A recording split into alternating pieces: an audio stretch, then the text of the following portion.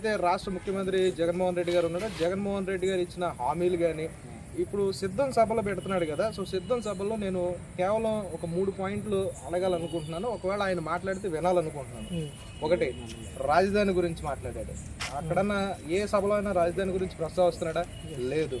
And తర్వాత special status గురించి మాట్లాడాడు. దాని గురించి ఎక్కడైనా సరే మాట్లాడుతున్నాడా సిద్ధం సభల్లో?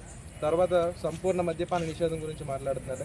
పోలవరం గురించి మాట్లాడుతున్నాడా? సో ఈ 4 పాయింట్లు వచ్చిన సంవత్సరంలోనే మెగా డిఎస్సి విడుదల చేస్తానని చెప్పాడు. దాని గురించి ఎక్కడైనా మాట్లాడుతున్నాడు? సింపుల్గా ఈ 5 పాయింట్లు సరిపోదండి రాష్ట్ర అభివృద్ధి గురించి మాట్లాడుకోవడానికి, లేదా చంద్రబాబు నాయుడు గారి పరిపాలన గురించి, జగన్మోహన్ రెడ్డి పరిపాలన గురించి మాట్లాడుకోవడానికి. ఈ 5 గురించి ప్రజలు ఎందుకు అడగట్లేదు? ప్రజలు ఆలోచిస్తారు కదా. ఈ 5 పాయింట్ల గురించి ఏ సభలో అయినా ముఖ్యమంత్రిగా ఉన్నటువంటి జగన్మోహన్ రెడ్డి ఈ 5 పాయింట్లో ఒక్క పాయింట్ గురించి జగన్మోహన్ రెడ్డి మాట్లాడుతున్నాడా? సో నేనేంటంటే మాట ఇచ్చి నేను నిలబెట్టుకుంటాను, నేను